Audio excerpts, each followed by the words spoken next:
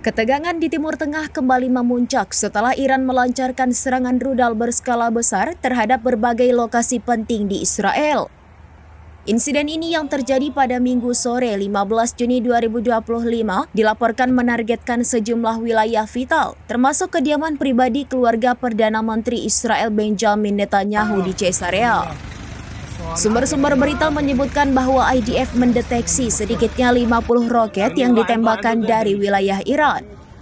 Proyektil-proyektil tersebut dilaporkan diarahkan ke kota-kota besar seperti Haifa dan Tel Aviv, memicu bunyi sirine peringatan serangan di sebagian besar wilayah Israel Tengah dan Utara. Kawasan permukiman di tepi barat, dataran tinggi Golan, Galilea, dan area Haifa turut merasakan dampaknya. Serangan ini tidak hanya menyasar infrastruktur krusial, tetapi juga menargetkan lokasi-lokasi yang memiliki nilai simbolis. Laporan juga menyebutkan terjadinya kebakaran di wilayah selatan dataran tinggi Golan akibat insiden tersebut.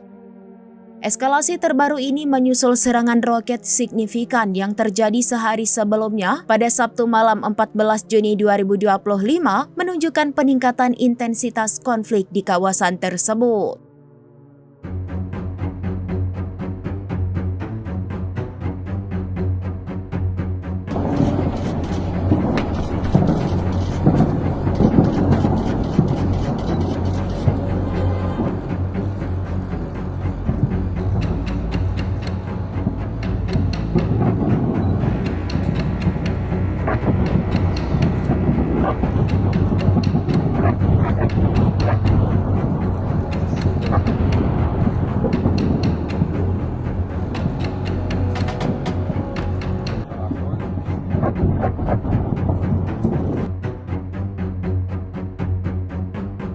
הלך הבניין.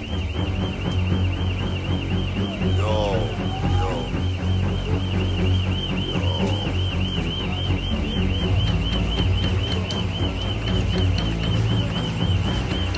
בוא'נה, יש אנשים לכודים.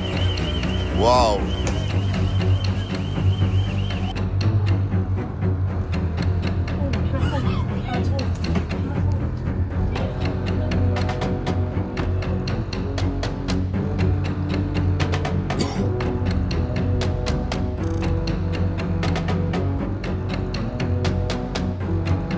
Download Tribun X sekarang, menghadirkan lokal menjadi Indonesia.